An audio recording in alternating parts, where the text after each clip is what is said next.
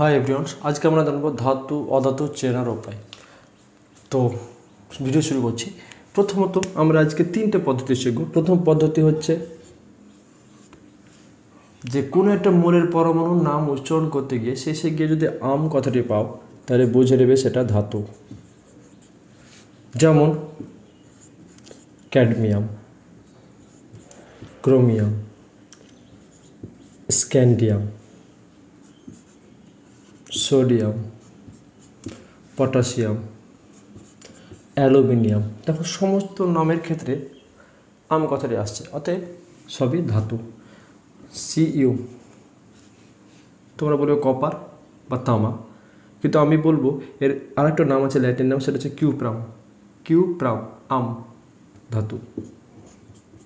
এফি কেউ বলবে আয়রন, কেউ বলবে লোহা, কিন্তু এর একটা ল্যাটিন নাম আছে ফেরাম আম ধাতু। কেউ বলবে সিলভার, কেউ বলবে রূপা, কিন্তু এর একটা ল্যাটিন নাম আছে আর্জেন্টাম আম আম ধাতু। বুঝতে পেরেছ? কেউ বলবে পারদ, এর একটা নাম আছে হাইড্রোজিরাম আম ধাতু। একমাত্র ধাতু যেটা হচ্ছে তরল। পারদ একদিকে ধাতু এবং তরল, একমাত্র ব্যতিক্রম। তাহলে নিয়ম এক বুঝতে পারলে। 2 নম্বর নিয়ম, কোনো একটা মৌলের পরমাণু ইলেকট্রন বিন্যাস করছো। ইলেকট্রন বিন্যাস করতে গিয়ে সর্ববহিষ্ঠ কক্ষে যদি 3টি ইলেকট্রন বা তার কম যদি থাকে তাহলে সেটা বুঝে নেবে ধাতু। লিথিয়াম পরমাণু ক্রমাঙ্ক 3 বা পরমাণু ক্রমাঙ্ক যেটাই হয় সেটাই তার ইলেকট্রন সংখ্যা হয়, অর্থাৎ মৌলের পরমাণুতে যতগুলো প্রোটন থাকে ঠিক ততগুলো ইলেকট্রন থাকে। তাহলে 3টি। তাহলে প্রথম কক্ষে কে থাকবে 2টো, তারপরে কক্ষের প্রথম নাম কি এল, থাকবে কত? একটা। সর্ববহিষ্ঠ কক্ষে কটা থাকছে? একটা। তাহলে এটা কী হবে? ধাতু।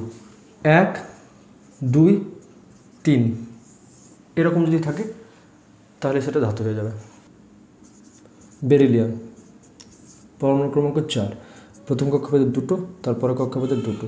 এটা কমপ্লিট। কক্ষপথে 2টোই থাকে, তার বহিষ্ঠ কক্ষে 2টি ইলেকট্রন। তাহলে এখানে 8টি ইলেকট্রন থাকার কথা, আছে 2টি। তাহলে সর্ববহিষ্ঠ কক্ষ 8টি ইলেকট্রন, 2টি ইলেকট্রন, 2টি ইলেকট্রন, তারপরে ধাতু। বোঝা গেল? তুমি এরকম ইলেকট্রন বিন্যাস করবে। ইলেকট্রন বিন্যাস করতে গিয়ে বহিষ্ঠ কক্ষপথে ইলেকট্রন সংখ্যা যদি 1 2 3 হয় তাহলে তুমি নিঃসন্দেহে চোখ বন্ধ করে বলে দাও ধাতু। নম্বর 3 তাদের জন্য যারা পর্যায় সারণী সম্বন্ধে জ্ঞান আছে। পর্যায় সারণী মোট 18টি শ্রেণী থাকে এবং 7টি পর্যায় থাকে আধুনিক পর্যায় সারণীতে। তাহলে পরে শ্রেণীর সংখ্যা এভাবে এদিকে এদিকে বাড়ে, মানে এভাবে তোমার এরকম 18টা ঘর থাকবে। এগুলো হবে উল্লম্ব অর্থাৎ খাড়া, ঠিক আছে। পর্যায় হবে অনুভূমিক অর্থাৎ এভাবে পাথেরা, যেটাকে বলি আমরা গ্রামের ভাষায়, যেটা এভাবে অনুভূমিক। তো অনুভূমিকভাবে তাহলে উপর থেকে 1 নম্বর পর্যায়ে, 2 নম্বর পর্যায়ে, 3 নম্বর পর্যায়ে, এরকম করে মোট 7টি থাকে। আর দেখেছি 1 নম্বর শ্রেণী, 2 নম্বর শ্রেণী, 3 নম্বর শ্রেণী, এরকম করতে মোট 18টি থাকে। তাহলে শ্রেণীর সংখ্যা যদি বাড়ে ধাতব ধর্ম কমে।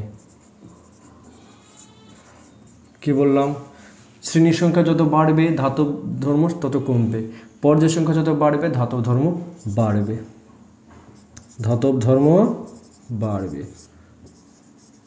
তাহলে আমরা খুব শর্ট বলতে গেলে এদিকে গেলে ধাতব ধর্ম হ্রাস, এদিকে গেলে ধাতব ধর্ম বৃদ্ধি, অর্থাৎ কমবে, এদিকে বাড়ে।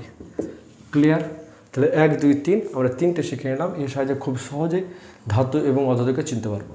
তো ভিডিও যদি ভালো লাগে তাহলে চ্যানেলটি সাবস্ক্রাইব করে দাও, পাশে থাকা বেল আইকনটি প্রেস করে দাও, বন্ধুদের মধ্যে বেশি বেশি পরিমাণে শেয়ার করে দাও এবং ভিডিওটি লাইক করে দাও।